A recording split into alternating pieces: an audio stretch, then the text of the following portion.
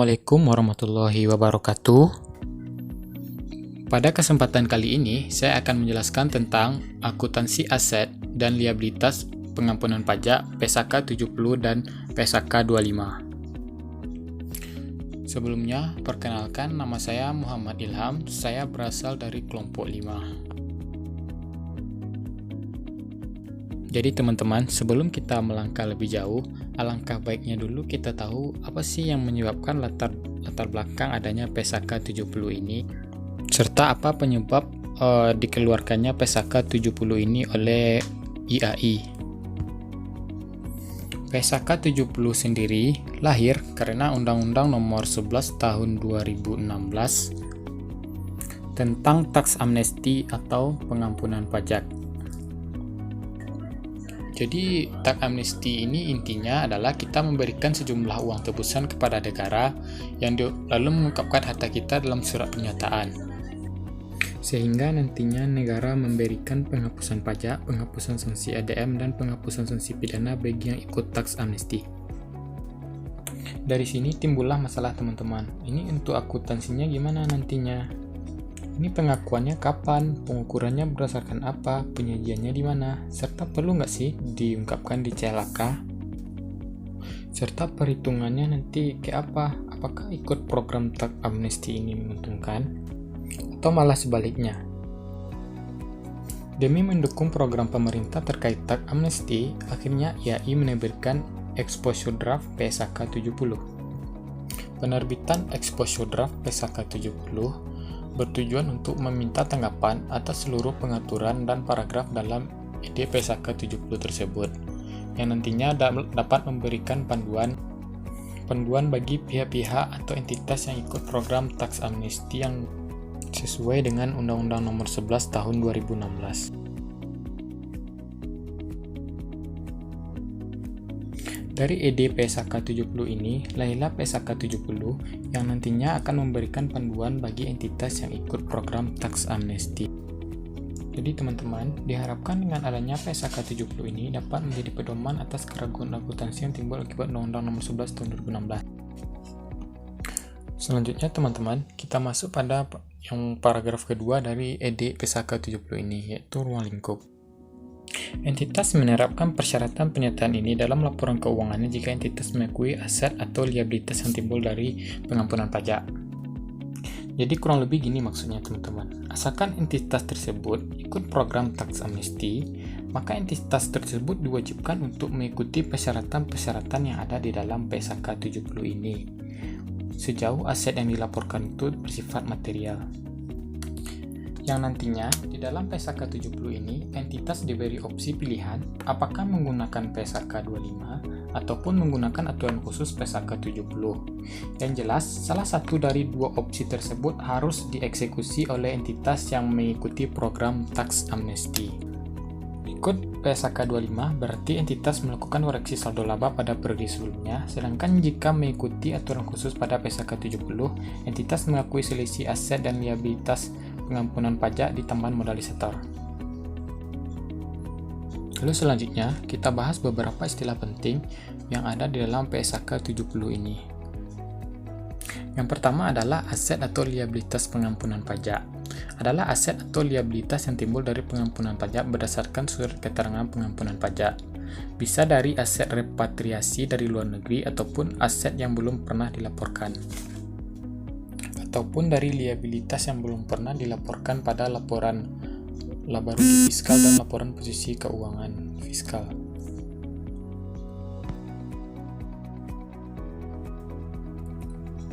Lalu yang kedua adalah biaya perolehan aset pengampunan pajak. Adalah nilai aset berdasarkan surat keterangan pengampunan pajak.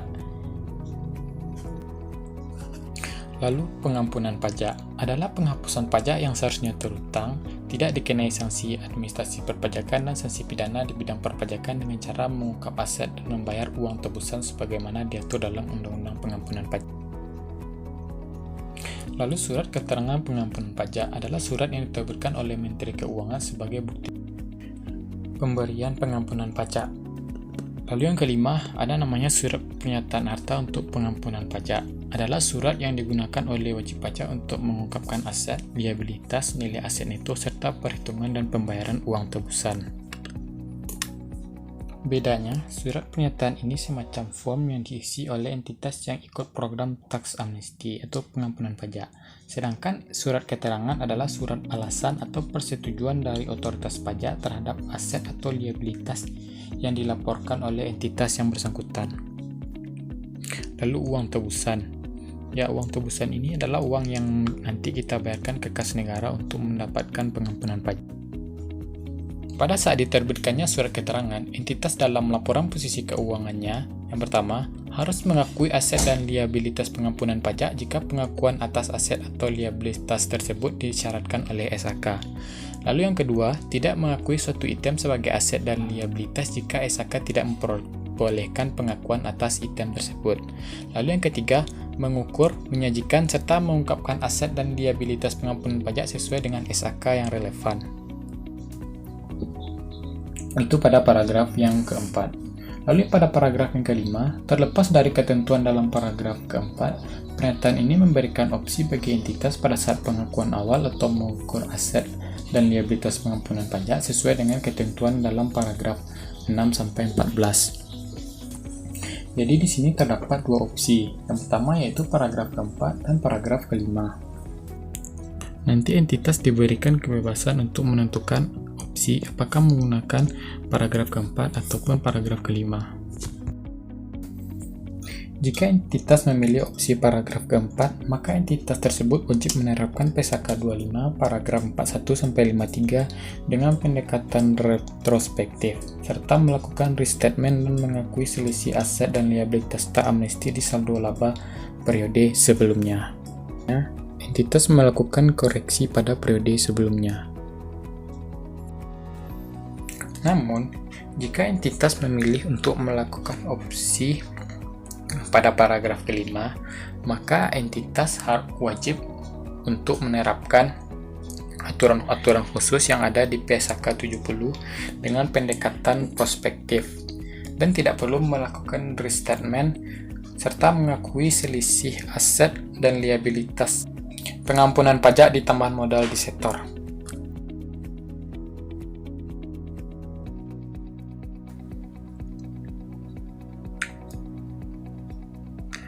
Jadi teman-teman, selanjutnya kita bahas bagaimana pengukuran saat pengakuan awal aset dan atau liabilitas pengampunan. Yang pertama yaitu aset pengampunan pajak. Aset pengampunan pajak ini diukur sebesar biaya perolehan aset pengampunan. Biaya perolehan aset pengampunan pajak merupakan biaya pengganti atau deemed cost yang menjadi dasar bagi entitas dalam melakukan pengukuran setelah pengakuan awal. Berarti yang untuk aset pengampunan pajak ini, berapa sih sebenarnya nilai pada saat tanggal dilakukan pengampunan pajak tersebut? Nah, itulah biaya perolehannya.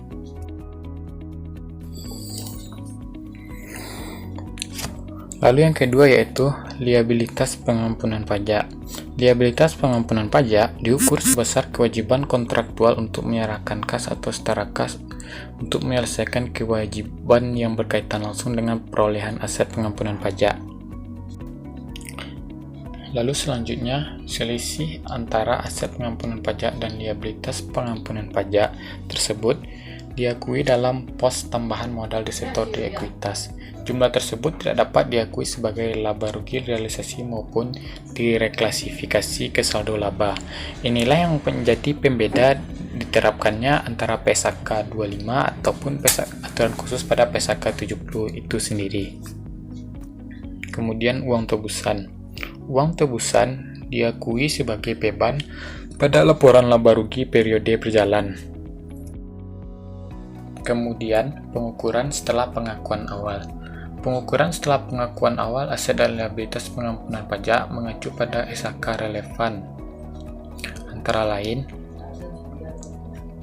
PSAK 13 tentang properti investasi, kemudian PSAK 14 tentang persediaan, lalu PSAK 15 tentang investasi pada entitas, asosiasi, dan ventura bersama,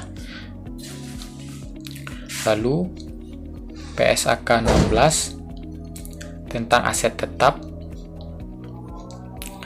kemudian PSAK 19 tentang aset tak berwujud, kemudian PSAK 22 tentang aset teridentifikasi dan liabilitas yang diambil alih yang timbul dari kombinasi bisnis. Lalu yang terakhir harus sesuai dengan PSAK 55, yaitu tentang instrumen keuangan, pengakuan dan pengukurannya.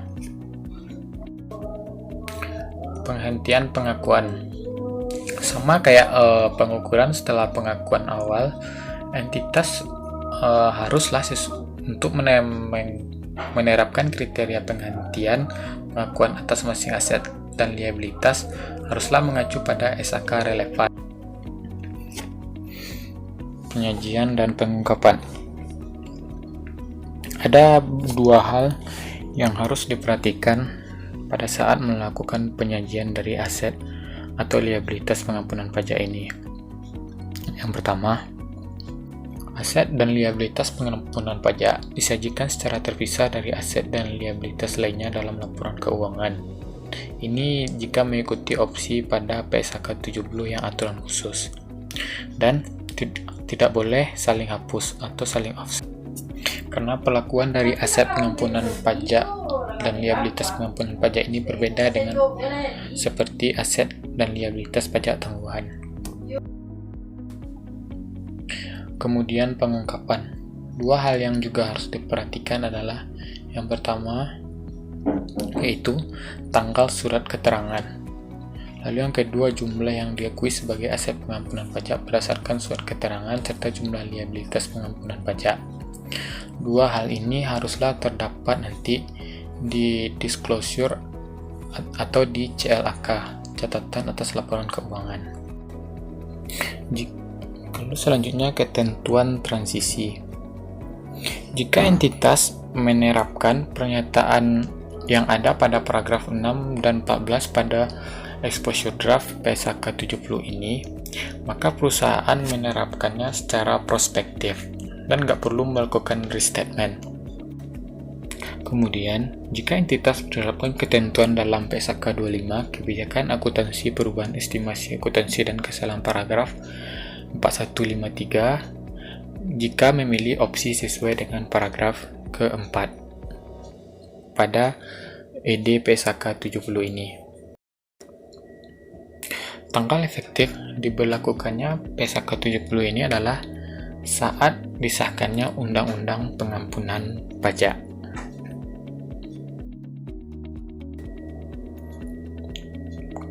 Kemudian, dari penjelasan exposure draft PSAK 70 ini dapat diambil kesimpulan.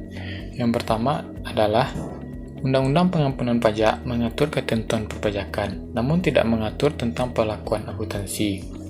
Disinilah fungsi dari PSAK 70 ini yang menjembatani akuntan untuk bagaimana caranya perlakuan akuntansi dari aset liabilitas yang timbul dari pengampunan pajak. Kemudian, jika entitas menerapkan aturan khusus pada PSAK 70 ini, maka dapat dianalogikan bahwa aset dan liabilitas yang timbul dari pengampunan pajak tersebut sebagai kontribusi atau dari distribusi ke pemegang saham. Karena penaikan atau penurunan aset dan liabilitas tersebut merupakan penghasilan atau bukan merupakan beban entitas selama periode tersebut, sehingga transaksi tersebut dapat dikategorikan sebagai transaksi ekuitas. Sehingga disajikanlah selisih aset pengampunan pajak dengan liabilitas pengampunan pajak tersebut pada tambahan modal disetor di ekuitas. Kemudian, pernyataan dari PSAK ini juga memberikan opsi bagi entitas melakukan revaluasi atau tidak, bebas. Namun jika tidak melakukan revaluasi, entitas boleh menggunakan informasi yang tersedia pada surat keterangan yang diberikan oleh otoritas pajak untuk mengakui biaya perolehan atas aset atau liabilitas pengampunan pajak. Lalu kemudian uang tebusan. Uang tebusan nanti adalah sejumlah uang yang dibayarkan ke kas negara untuk mendapatkan pengampunan pajak yang dihitung dengan mengalihkan tarif pajak dengan dasar pengenaan tebusan. Uang tebusan ini nantinya dibebankan pada laba rugi periode berjalan. Uang tebusan yang dibayarkan tidak termasuk dalam ruang lingkup PSAK 46 dan harus dipisahkan nanti dari PSAK 46 ataupun dari PSAK 57 yang berkaitan dengan provisi, harus dipisahkan. Kemudian, jika entitas menerapkan opsi khusus pada PSAK 70 ini, entitas haruslah memisahkan antara aset dan liabilitasnya lainnya dalam laporan posisi keuangan, karena ada kemungkinan bahwa aset dan liabilitas tersebut akan diukur dengan dasar yang berbeda dengan aset dan liabilitas lainnya.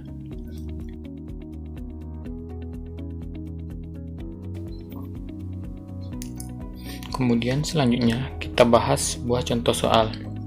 Entitas melakukan pengampunan pajak dengan melaporkan aset berupa tanah 50 miliar, bangunan 100 miliar. Nilai tersebut material dan dari keseluruhan aset entitas. Diketahui tanah dan bangunan tersebut diperoleh awal tahun 2010 dengan harga 30M dan 80M. Uang tebusan yang dibayar 3M. Beban akan diakui sebesar 3M. Akumulasi dihitung sampai dengan 2015, misal 40 tahun, maka 12M. Jika nantinya entitas menggunakan opsi pada PSAK 25, maka tanah dan bangunan tersebut didebit 30M, bangunan didebit 80M, sedangkan akumulasi depresiasi 12M dan saldo laba 9M. Angka tersebut didapatkan dari harga pada saat tanah dan bangunan pada awal tahun 2010, yaitu sebesar 30M dan 80M. Dan seakan-akan perusahaan mencatat akumulasi depresiasi sudah berjalan selama 6 tahun. Jadi didapatlah angka yang 12M. Sedangkan saldo laba adalah selisih dari tanah dan bangunan tersebut dengan akumulasi depresiasi, yaitu sebesar 98M. Namun, jika entitas menerapkan ketentuan khusus dari PSAK 70, maka yang dicatat adalah tanah aset pengampunan pajak, lalu bangunan pengampunan pajak yang masing-masing sebesar 50M dan 100M. Sedangkan kreditnya adalah tambahan modal di sektor sebesar 150M. Karena nilai yang diakui pada tahun 2015 adalah sebesar 50M untuk tanah dan 100M untuk bangunan. Beda dengan PSAK 25, yang untuk ketentuan khusus PSAK 70 ini, perusahaan atau entitas tidak perlu melakukan akumulasi depresiasi. Dan dapat dilihat pada tersebut, ada item tambahan modal di sektor sebesar 150M yang merupakan jumlah dari tanah dan aset dan bangunan yang masing-masing berjumlah 50 dan 100M. Kemudian seandainya pada Desember 31, 2016 entitas menilai kembali ternyata nilai tanahnya sebesar 60M dan bangunannya sebesar 125M, maka dibuat jurnal penyesuaian baru dan jurnal reklasifikasi, yaitu tanahnya didebitkan 60M, bangunan 120M, lalu tanah dan aset yang tadi didebitkan kembali dikreditkan menjadi 50M dan 100M, sedangkan kenaikannya dimasukkan ke tambahan modal di sektor.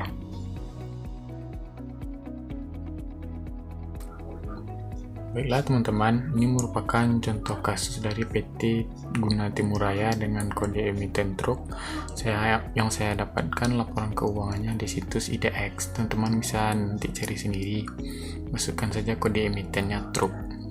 Pertama saya lihat di laporan sisi keuangannya ada item aset pengampunan pajak sebesar 75 juta. Kemudian jika kita melihat pada ekuitas, ada tambahan modal depositor sebanyak 17M, lalu ada keterangan 2 dan 16. Sekarang ayo kita scroll ke bawah, kita cari yang 2 sama 16, keterangan 2 sama 16 di CLAK.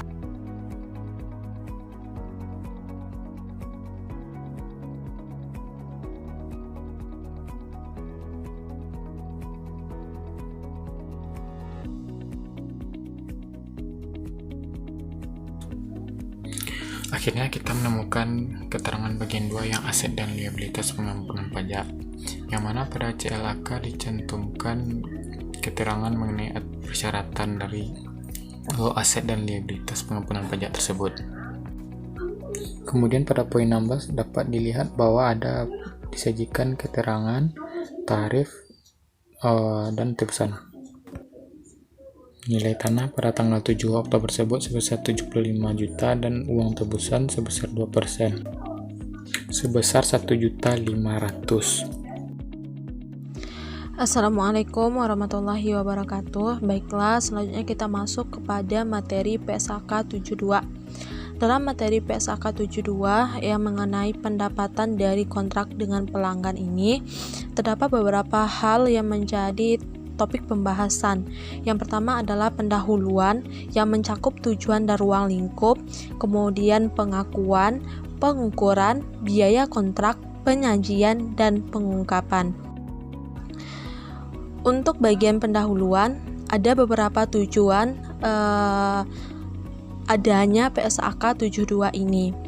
Pada bagian tujuan dari PSAK 72 adalah untuk menetapkan prinsip tentang sifat, kemudian waktu, jumlah, dan pendapatan yang tidak pasti dan arus kas yang timbul sebagai bagian dari adanya kontrak dengan pelanggan. Kemudian untuk ruang lingkup sendiri, ruang lingkup dari PSAK 72 adalah untuk mengatur keseluruhan dari kontrak dengan pelanggan kecuali beberapa hal. Yang pertama adalah kontrak sewa, kemudian ada kontrak asuransi, instrumen keuangan, serta pertukaran non-moneter antara entitas dalam lini bisnis yang sama untuk memfasilitasi penjualan kepada pelanggan atau calon pelanggan.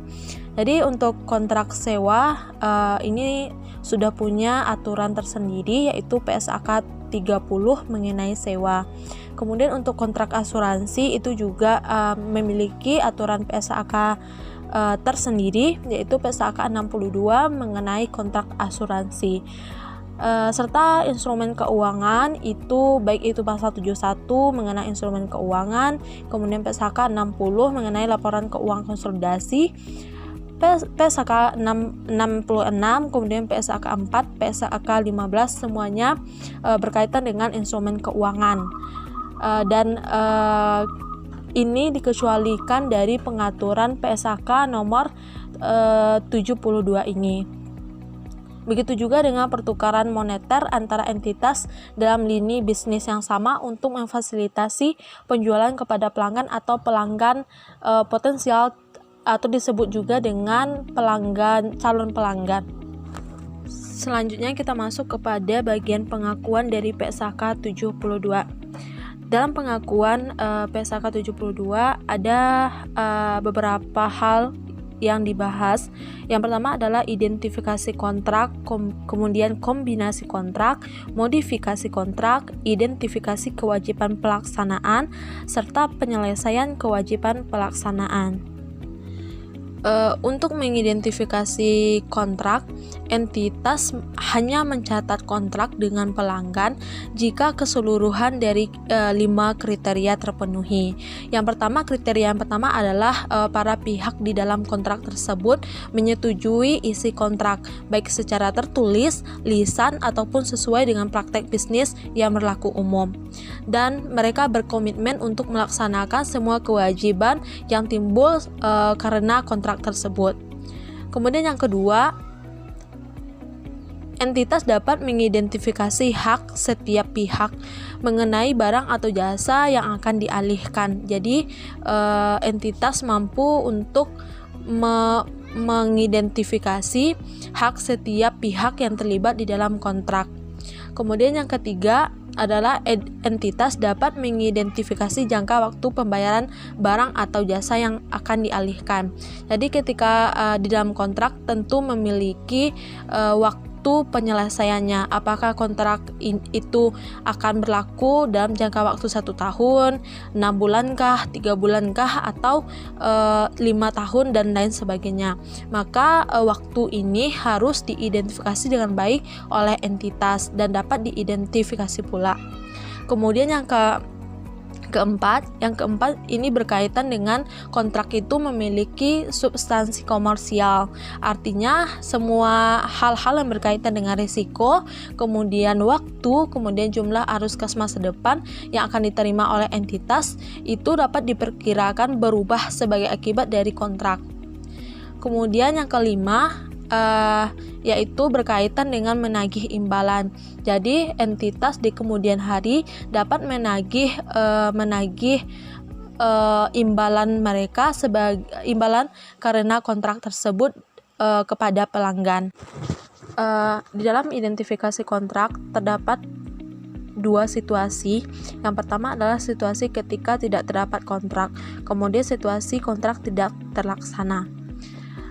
Untuk kondisi yang pertama, tidak terdapat kontrak itu dikatakan tidak terdapat kontrak jika setiap pihak dalam kontrak memiliki hak yang dapat dipaksakan secara sepihak untuk mengakhiri kontrak yang tidak terlaksana secara penuh tanpa adanya kompensasi kepada pihak lain. Jadi maksudnya ketika satu pihak dia ingin mengakhiri kontrak dan yang tidak terlaksana secara penuh dan dia tidak memiliki kewajiban untuk membayar kompensasi kepada pihak lain. Sedangkan untuk kontrak yang tidak terlaksana, ini memiliki 2 kriteria. Yang pertama adalah entitas belum mengalihkan barang atau jasa yang dijanjikan kepada pelanggan, kemudian entitas belum menerima dan belum berhak menerima imbalan apapun dalam pertukaran barang atau jasa yang dijanjikan. Kemudian selanjutnya ada juga situasi yang berkaitan dengan tidak terpenuhinya kontrak, tetapi entitas menerima imbalan. Jadi ketika kontrak tidak sepenuhnya terjalani, sepenuhnya terpenuhi, dan entitas menerima imbalan, maka imbalan tersebut dapat diakui sebagai pendapatan jika salah satu kriteria berikut terpenuhi. Kriteria yang pertama yaitu entitas tidak memiliki kewajiban untuk mengalihkan barang atau jasa kepada pelanggan dan seluruhnya ataupun secara substansial seluruh atau imbalan janji ke pelanggan telah diterima entitas dan tidak dapat dikembalikan. Jadi maksudnya ketika entitas memperoleh imbalan tapi dia tidak memiliki sisa kewajiban untuk mengalihkan barang atau jasa kepada pelanggan maupun tidak memiliki kewajiban untuk mengembalikan pendapatan tersebut atau uang tersebut kepada pelanggan, maka itu boleh diakui sebagai pendapatan. Yang kedua yaitu kontrak telah diakhiri dan imbalan yang diterima oleh pelanggan tidak dapat dikembalikan. Jadi kontrak telah berakhir, telah diakhiri oleh salah satu pihak atau kedua-duanya dan memperoleh imbalan. Imbalan tersebut tidak dapat dikembalikan, itu diakui sebagai pendapatan. Selanjutnya kita akan masuk kepada kombinasi kontrak. Nah, kombinasi kontrak itu ada kalanya entitas dia mengkombinasikan 2 atau lebih kontrak sebagai kontrak tunggal jika 1 atau lebih kriteria berikut terpenuhi. Jadi untuk satu kontrak dengan kontrak yang lain, maksudnya 2 kontrak atau lebih dapat dikatakan sebagai satu kontrak tunggal itu jika memenuhi syarat-syarat berikut. Yang pertama adalah kontrak dinegosiasikan sebagai satu paket dengan tujuan komersial tunggal. Kemudian yang kedua adalah jumlah imbalan yang dibayarkan dalam satu kontrak bergantung pada harga atau pelaksanaan dari kontrak lain. Yang ketiga adalah barang atau jasa yang dijanjikan di dalam kontrak, baik itu beberapa barang atau jasa yang dijanjikan dalam setiap kontrak merupakan kewajiban pelaksanaan tunggal sesuai dengan paragraf 22-30. Modifikasi kontrak. Kapan dikatakan modifikasi kontrak? Modifikasi kontrak dikatakan ketika terjadi perubahan di dalam ruang lingkup maupun terhadap isi dari kontrak dan itu disetujui oleh para pihak di dalam kontrak. Entitas mencatat sebagai kontrak terpisah jika kondisi-kondisi di bawah ini terpenuhi. Yang pertama adalah kondisi di mana lingkup kontrak meningkat karena penambahan barang atau jasa yang dijanjikan bersifat dapat dibedakan. Yang kedua adalah harga kontrak meningkat. Selanjutnya, ada modifikasi kontrak itu yang tidak terpisah. Entitas mencatat barang atau jasa yang dijanjikan yang belum dialihkan pada tanggal modifikasi kontrak dengan cara di bawah ini yang dapat diterapkan. Yang pertama adalah entitas mencatat modifikasi kontrak seolah-olah modifikasi kontrak tersebut merupakan penghentian kontrak yang ada dan menciptakan produk baru. Jika sisa barang atau jasa tersebut dia bersifat dapat dibedakan. Yang kedua adalah entitas mencatat modifikasi kontrak seolah-olah modifikasi kontrak tersebut merupakan bagian dari kontrak yang ada dan tidak bersifat dapat dibedakan. Selanjutnya terkait dengan mengidentifikasikan kewajiban pelaksanaan. Untuk mengidentifikasi kewajiban pelaksana pada awal kontrak, entitas menilai barang atau jasa yang dijanjikan dalam kontrak dengan pelanggan dan mengidentifikasi sebagai kewajiban pelaksanaan setiap janji untuk mengalihkan kepada pelanggan, baik itu adalah suatu barang maupun jasa atau sepaket barang atau jasa yang sifatnya bisa dibedakan, dapat dibedakan dan yang memiliki pola pengalihan yang sama.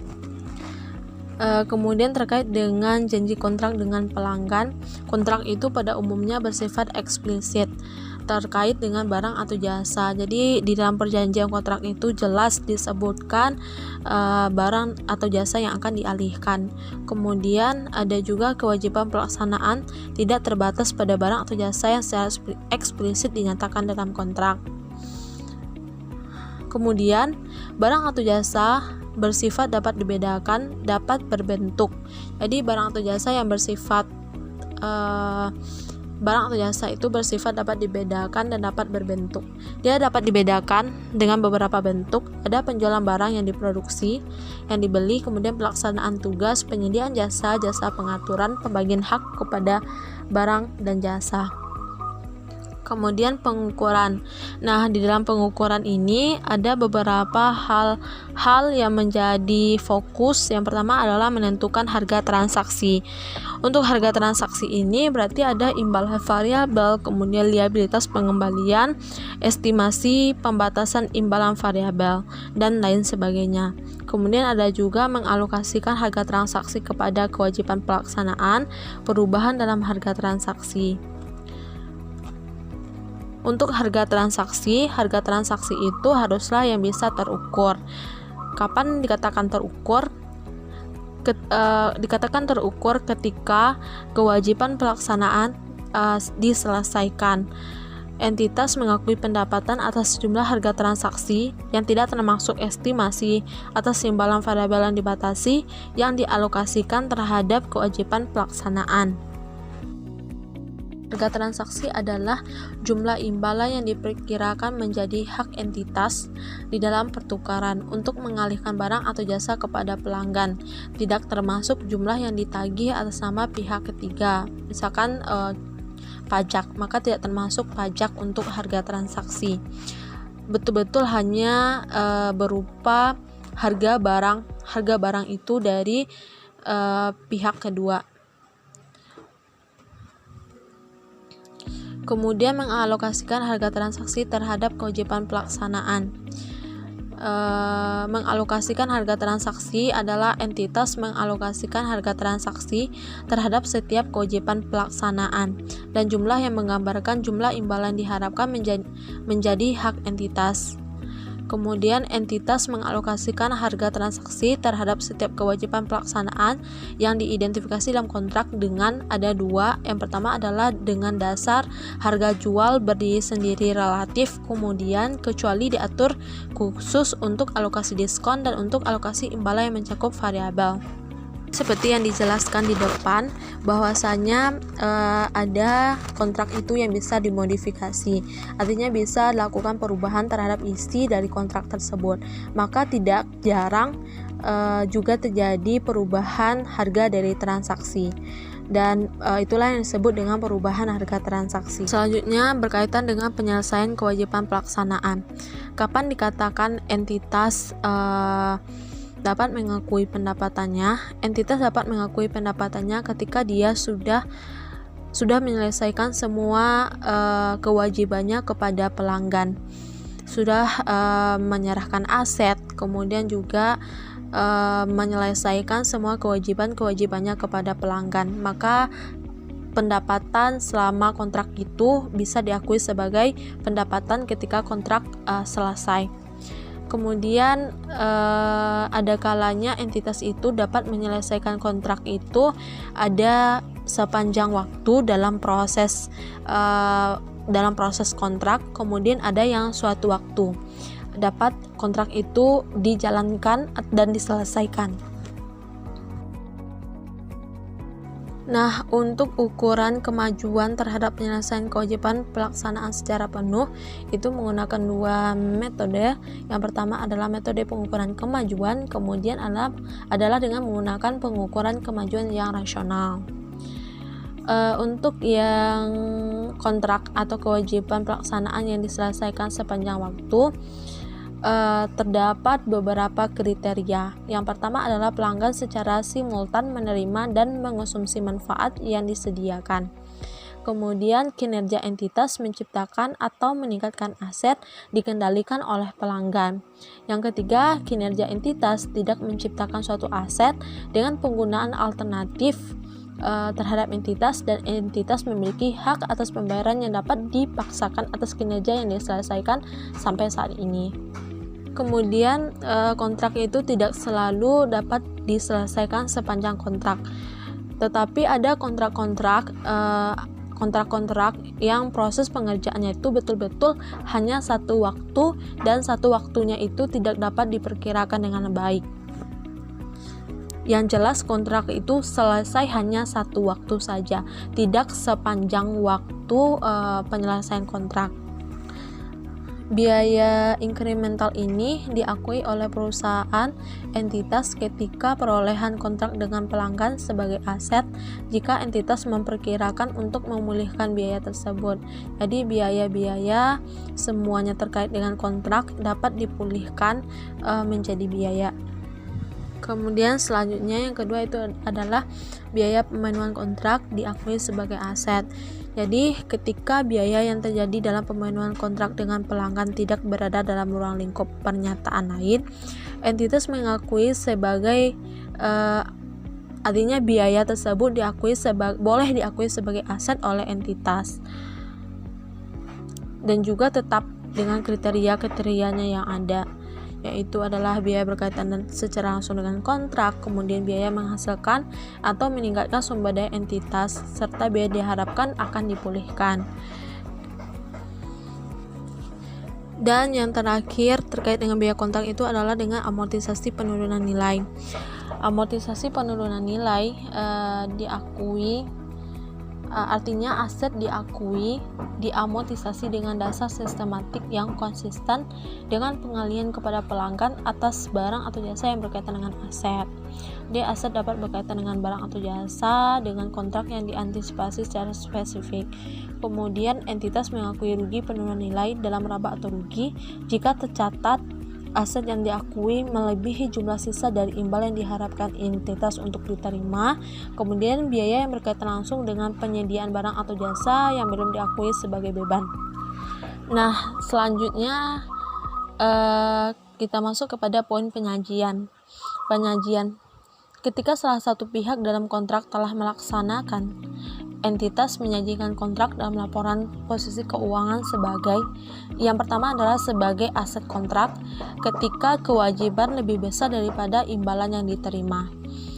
Yang kedua adalah diakui sebagai liabilitas kontrak ketika kewajiban kecil dari imbalan yang diterima. Kemudian entitas menyajikan hak tanpa syarat terhadap imbalan secara terpisah itu sebagai piutang. Pengungkapan. Untuk persyaratan pengungkapan agar entitas mengungkapkan informasi yang cukup untuk memungkinkan penggunaan laporan keuangan, memahami sifat, jumlah, waktu, dan ketidakpastian pendapatan, dan arus kas yang timbul dari kontrak dengan pelanggan, entitas mengungkapkan informasi kuantitas tentang seluruh hal berikut, baik itu terkait dengan kontrak dengan pelanggan, kemudian pertimbangan signifikan dalam perubahan dalam pertimbangan, kemudian aset yang diakui dalam biaya memperoleh atau memenuhi kontrak dengan pelanggan. Kemudian pengungkapan PSAK 72 ini mengungkapkan kontrak dengan pelanggan, baik itu pemisahan pendapatan, saldo kontrak, kewajiban pelaksanaan, harga transaksi yang dialokasikan sebagai sisa kewajiban pelaksanaan, serta adanya pertimbangan signifikan di dalam penerapan PSAK 72 ini. Kemudian aset yang diakui dari biaya untuk memperoleh atau memenuhi kontrak dengan pelanggan itu harus diungkapkan di dalam catatan atas laporan keuangan. Yang terakhir terkait dengan tanggal efektif. Jadi tanggal efektif PSAK 72 ini dimulai dari tanggal buku per 1 Januari 2020. Jika entitas menerapkan persyaratan ini lebih dini, maka entitas mengungkapkan fakta tersebut. Baiklah, saya Anissa Rizkia akan melanjutkan tentang materi PSAK 73 tentang sewa. Struktur standar dari PSAK 73 terdiri dari yang pertama tujuan dan ruang lingkup, yang kedua pengecualian pengakuan, yang ketiga mengidentifikasi sewa, yang keempat tentang masa sewa, yang kelima penyewa, yang keenam pesewa, yang ketujuh tentang transaksi jual dan sewa balik. PSAK 73 menggantikan beberapa PSAK diantaranya yang pertama PSAK 30 tentang sewa, ISAK 8 tentang penentuan apakah suatu perjanjian mengandung suatu sewa, ISAK 23 tentang sewa operasi insentif, ISAK 24 tentang evaluasi substansi beberapa transaksi yang melibatkan bentuk legal sewa, ISAK 25 tentang hak atas tanah.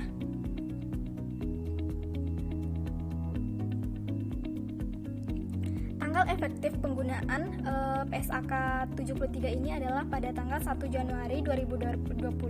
Dengan penerapan ini diperkenankan hanya jika menerapkan PSAK 72, yaitu tentang pendapatan dari kontrak dengan pelanggan.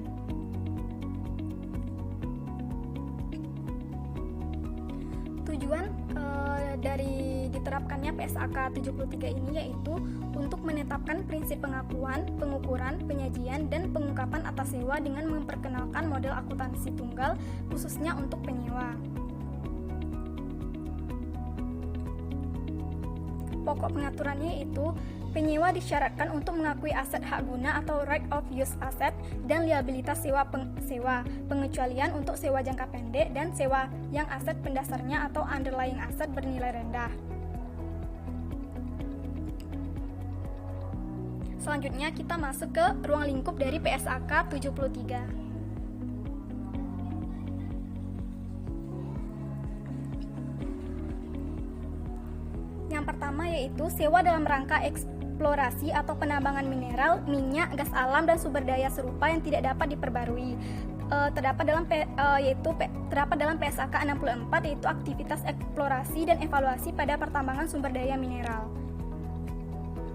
Yang kedua yaitu sewa aset biologis dalam ruang lingkup PSAK 69 yaitu agrikultur yang dimiliki oleh penyewa atau lesi. Yang ketiga yaitu perjanjian konsensi jasa dalam ruang lingkup ISAK 16.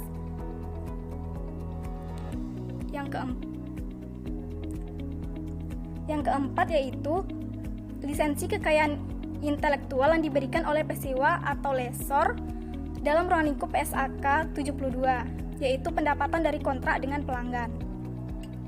Selanjutnya kita masuk ke pengecualian ruang lingkup PSAK 73 yaitu hak yang dimiliki oleh penyewa atau lesi dalam perjanjian lisensi dalam ruang lingkup PSAK 19 seperti aset tak terwujud untuk item seperti film, rekaman video, karya panggung, manuskrip atau karya tulis, hak paten dan hak cipta.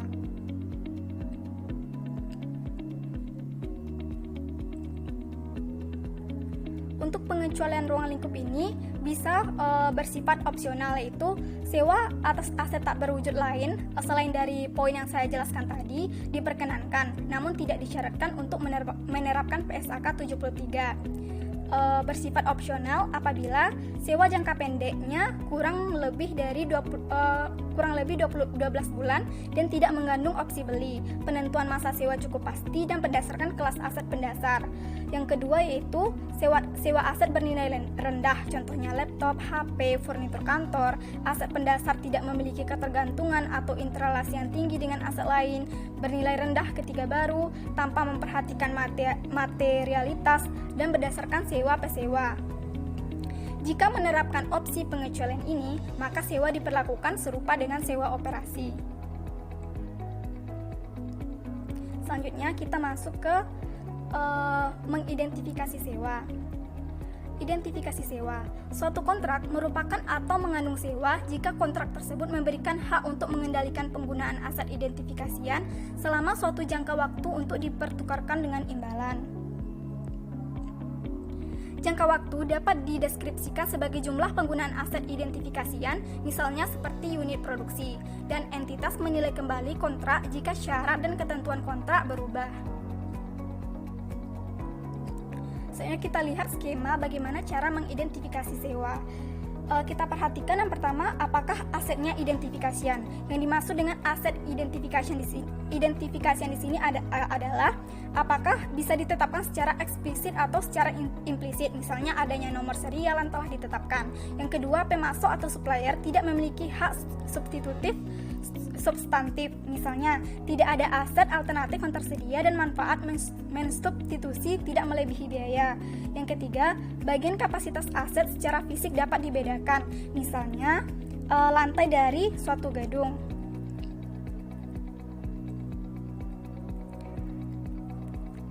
Apabila aset masuk dalam kriteria aset identifikasian, maka kita lanjut ke kriteria selanjutnya, yaitu apakah penyewa secara substansial mendapatkan manfaat ekonomik dari penggunaan aset. Kalau iya, maka kita lanjut ke kriteria selanjutnya, yaitu apakah penyewa mengarahkan penggunaan aset. Apakah iya, maka kontrak mengandung sewa. Apabila dari persyaratan di atas tidak terdapat dalam kontrak tersebut, maka kontrak tersebut tidak mengandung sewa. Selanjutnya kita masuk ke materi memisahkan komponen kontrak. Jadi ada pengendalian, yaitu dengan mengarahkan penggunaan dan secara substansial mendapatkan manfaat dari penggunaan aset.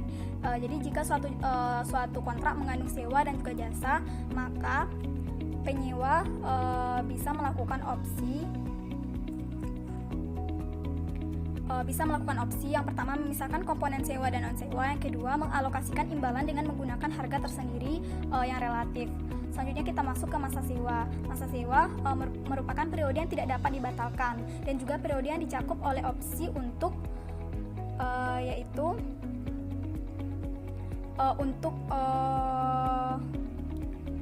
penyewa mengeksekusi opsi memperpanjang sewa atau tidak mengeksekusi opsi mengakhiri sewa.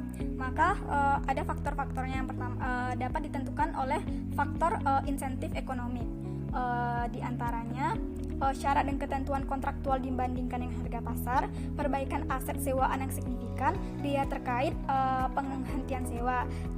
Jika cukup pasti ditentukan oleh faktor lainnya, yaitu ada interaksi dengan syarat kontrak lain, praktik masa lalu, dan lama periode yang tidak dapat dibatalkan. Entitas merevisi masa sewa jika terdapat perubahan dalam periode sewa yang tidak dapat dibatalkan. Selanjutnya kita masuk ke akuntansi penyewa. Akuntansi penyewa menggunakan model akuntansi tunggal, yaitu penyewa mengakui aset dan liabilitas untuk seluruh sewa dengan masa sewa lebih dari 12 bulan, kecuali aset pendasarnya bernilai rendah. Setelah itu, penyewa mengakui aset hak guna yang merepresentasikan haknya untuk menggunakan aset pendasar sewaan dan liabilitas sewa yang merepresentasikan kewajibannya untuk membayar sewa. Pengukurannya itu penyewa mengukur aset hak guna dengan cara yang serupa dengan aset non keuangan lainnya, dan liabilitas sewa dengan cara yang serupa dengan liabilitas keuangan lainnya. Penyewa juga mengakui penyusutan aset hak guna dan bunga atas liabilitas sewa, dan juga mengklasifikasikan pembayaran kas untuk liabilitas sewa menjadi bagian pokok dan bagian bunga dan menyajikannya dalam laporan arus kas, yaitu dengan menerapkan PSAK 2 tentang laporan arus kas. Aset hak guna yaitu dengan menambahkan liabilitas sewa ditambah pembayaran sewa dibayar di muka, ditambah dengan biaya langsung awal, ditambah dengan estimasi biaya pembongkaran dan restorasi, dan dikurangi dengan insentif sewa. Untuk pengukuran awal liabilitas sewa dengan cara nilai kini pembayaran sewa ditambah dengan nilai kini pembayaran ekspektasian pada akhir sewa. Untuk menentukan masa sewa, jika cukup pasti, maka periode yang tidak dapat dibatalkan termasuk mengeksekusi opsi memperpanjang sewa dan tidak mengeksekusi opsi mengakhiri sewa. Untuk pembayaran sewanya terbagi menjadi pembayaran tetap, pembayaran variabel berdasarkan indeks atau suku bunga, perkiraan jaminan atas nilai residu, harga eksekusi opsi beli jika cukup pasti, penalti karena mengakhiri sewa jika cukup pasti. Setelah itu, tingkat diskonto jika dapat ditentukan dengan menggunakan suku bunga implisit dalam sewa, atau jika tidak dapat ditentukan maka menggunakan suku bunga pinjaman inkremental. Selanjutnya kita masuk ke pembayaran sewa. Pembayaran sewa termasuk yaitu pembayaran tetap dikurangi dengan piutang insentif sewa, serta pembayaran sewa variabel yang bergantung pada indeks atau suku bunga yang pada awalnya diukur dengan menggunakan indeks atau suku bunga pada tanggal permulaan. Jumlah yang diperkirakan akan dibayarkan oleh penyewa dalam jaminan nilai residual. Pembayaran penalti karena penghentian sewa jika masa sewa merefleksikan penyewa mengeksekusi opsi untuk menghentikan sewa. Untuk pengukuran selanjutnya pada akuntansi penyewa ini dengan mengukur aset hak guna dengan menerapkan model biaya, kecuali entitas menerapkan model pengukuran lain.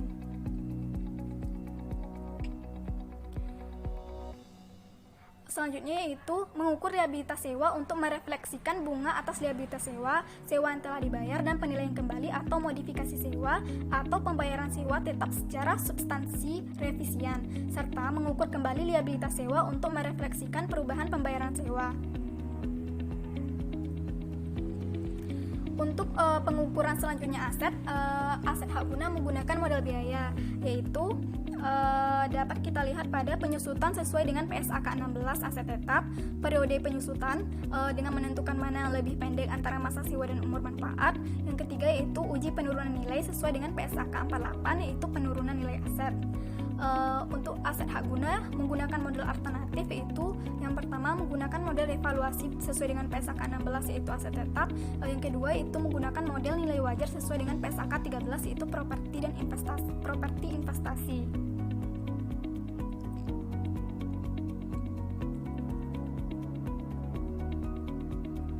Untuk penilaian kembali liabilitas sewa, penyewa dapat mengakui jumlah pengukuran kembali liabilitas sewa sebagai penyesuaian terhadap aset hak guna. Akan tetapi, jika jumlah tercatat aset hak guna berkurang menjadi 0 dan masih terdapat pengurangan dalam pengukuran liabilitas sewa, maka penyewa mengakui sisa jumlah pengukuran kembali dalam laba rugi.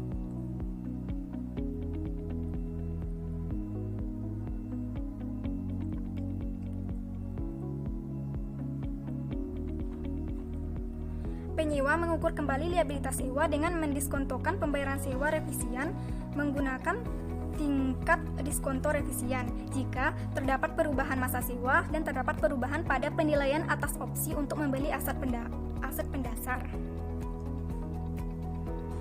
Selanjutnya, untuk modifikasi sewa pada akuntansi penyewa ini, sewa mensyaratkan agar penyewa mencatat modifikasi sewa sebagai sewa terpisah jika dua kondisi terpenuh. Untuk penyajian dan pengungkapan untuk penyewa, sewa mencakup persyaratan pengungkapan untuk penyewa, dan penyewa perlu menerapkan pertimbangannya dalam menentukan informasi yang akan diungkapkan untuk mencapai tujuan dalam menyediakan dasar bagi pengguna laporan keuangan untuk menilai dampak sewa terhadap posisi keuangan, kinerja keuangan, dan arus kas penyewa. Selanjutnya kita masuk kepada akuntansi pesewa. Prinsip pengakuannya, sewa secara substansial melanjutkan persyaratan akuntansi untuk pesewa yang telah diatur sebelumnya dalam PSAK 30, yaitu sewa. Pesewa tetap mengklasifikasikan sewanya sebagai sewa operasi atau sewa pembiayaan dan mencatat kedua sewa tersebut secara berbeda. Untuk penyajian dan pengungkapan untuk penyewanya, sewa mensyaratkan agar aset pendasar sewa operasi disajikan dalam laporan posisi keuangan sesuai dengan sifat aset pendasar tersebut. Mensyaratkan pengungkapan informasi yang memberikan dasar bagi pengguna laporan keuangan untuk menilai dampak sewa terhadap laporan keuangan pesewa, khususnya pengungkapan tambahan bagi pesewa tentang eksposur risiko pesewa terutama terkait dengan risiko nilai. Selanjutnya kita masuk ke transaksi jual dan sewa balik. Di sini kita lihat ilustrasinya, ada penjual dianggap sebagai penyewa dan pembeli dianggap sebagai pesewa. Apabila penyewa mengalihkan aset kepada pesewa, maka pesewa otomatis menyewa asetnya. Di sini ada ketentuan apakah pengalihan aset memenuhi definisi penjualan dalam PSAK 72. Apabila iya, maka masuk ke dalam kontrak sewa, dan apabila tidak, maka masuk ke dalam opsi pembiayaan. Setelah itu ada juga beberapa ketentuan yang diantaranya jika entitas penjual atau penyewa mengalihkan aset kepada entitas lain kepada pesewa dan menyewa aset tersebut kembali dari pesewa, maka baik penyewa maupun pesewa mencatat kontrak pengalihan dan sewa. Dan jika pengalihan aset memenuhi PSAK 72, maka penyewa mengukur aset hak guna yang timbul dari sewa balik pada proporsi jumlah tercatat aset sebelumnya yang terkait dengan hak guna yang dipertahankan oleh penyewa. Sedangkan pesewa mencatat pembelian aset dengan menerapkan pernyataan yang relevan. Selain itu, ketentuannya, jika nilai wajar imbalan untuk penjualan aset tidak sama dengan nilai wajar aset, atau jika pembayaran untuk sewa tidak sama dengan harga pasar, maka entitas melakukan penyesuaian. Jika di bawah harga pasar, maka dicatat sebagai pembayaran sewa dibayar di muka. Jika di atas harga pasar, maka dicatat sebagai tambahan pembiayaan yang diberikan oleh pembeli atau pesewa kepada penyewa. Dan jika pengalihan aset oleh penyewa ini tidak memenuhi persyaratan dalam PSAK 72, maka penyewa melanjutkan pengakuan aset alihannya dan mengakui liabilitas keuangan sebesar hasil pengalihan. Pesewa tidak mengakui aset alihan dan mengakui aset keuangan sebesar hasil pengalihan.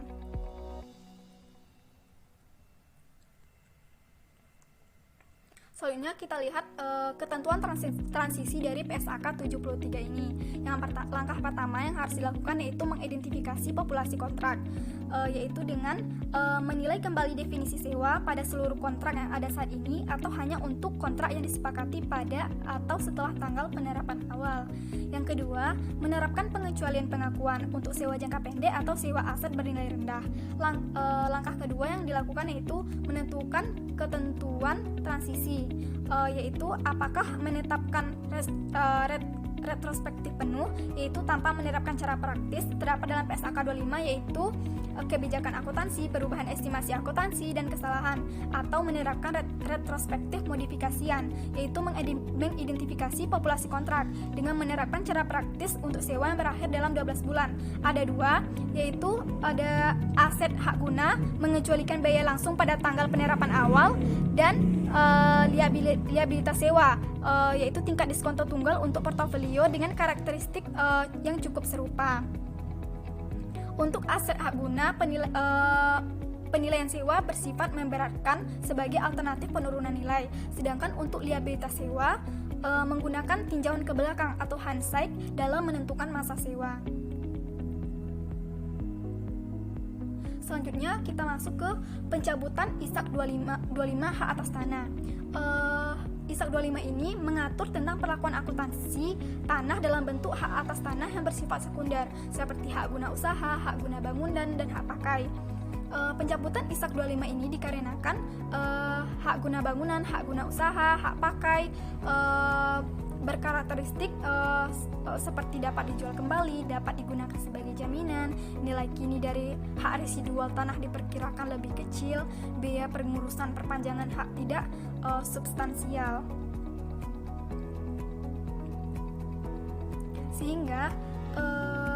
secara substansi menyerupai pembelian tanah, yaitu dalam PSAK 16 aset tetap. Selain itu, bahwa tanah memiliki umur manfaat yang tidak terbatas sehingga tidak dapat disusutkan. Baiklah, sampai di sinilah presentasi dari kelompok kami. Saya cukupkan sampai di sini. Terima kasih.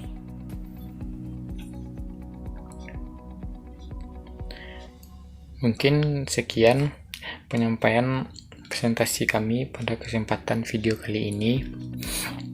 Kami dari kelompok 5 mohon maaf bila ada kesalahan penyampaian, kesalahan kata, atau penyampaian materi yang tidak tepat. Semoga teman-teman bisa mengambil manfaat dari materi yang telah kami sampaikan pada kali ini.